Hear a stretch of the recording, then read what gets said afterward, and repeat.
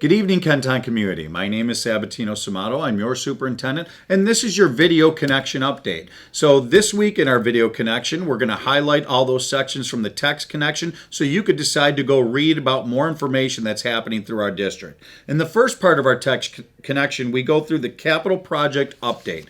The capital project update really focuses on really, to be honest, some of the challenges that we're seeing now with the capital project. Wonderful work going on, but I want to make sure I'm preparing our community for the challenges ahead.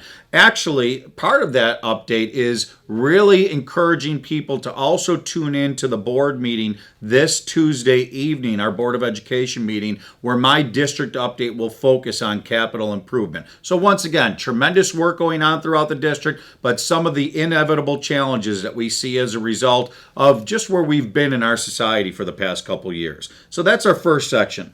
The next section about Kenton, our district, winning a communication award this year, and it's a really exciting piece. Thanks to Mr. Patrick Finelli that has led our department for so long. I really encourage you to read about that award that we received this year, led by Mr. Patrick Finelli. Our next section is our school and district highlights.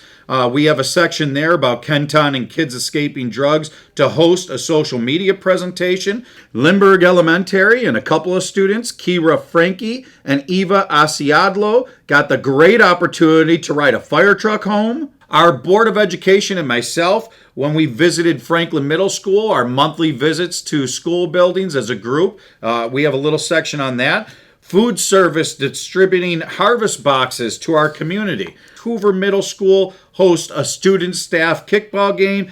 And our final highlight is our very own Director of School Culture, Miss Dina Ferraccio, being interviewed by Channel 2, Kids Escaping Drugs, and a great job that she did there. So read that story. Finally, then we're rounding off on our two sections of recognition and celebrating Hispanic Heritage Month.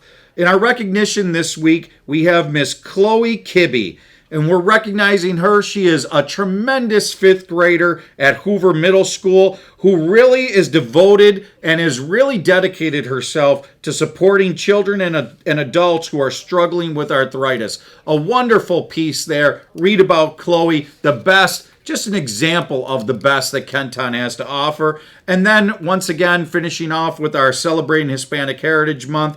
And this week, we recognize our fellow Buffalonian who has become a leader in advancing bilingual education in New York State, Miss Alicia Baez-Barinas. There is a wonderful section in there. One of our own representing Buffalo at the state level and just doing tremendous work there.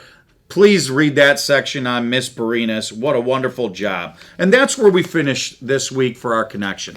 And folks, the part that I want to hit on the most is that we have great times here going on in our community. Really just great work by all of our staff, by all of our families, all of our parents. We will still have some challenges. A challenge, like I said, I'm going to discuss on Tuesday night is where we are with capital. Now, I don't want to scare anyone with that.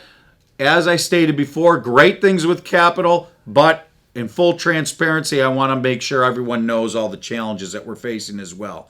But I know this. We will absolutely get through them together as one Kenton, and we will think out of the box to always make sure that our kiddos and community have the best of anything that can be offered. Because together we're Kenton strong, together we are Kenton proud, and together we'll continue to move Kenton forward. Thank you very much. Have a great weekend. Go Bills against Pittsburgh.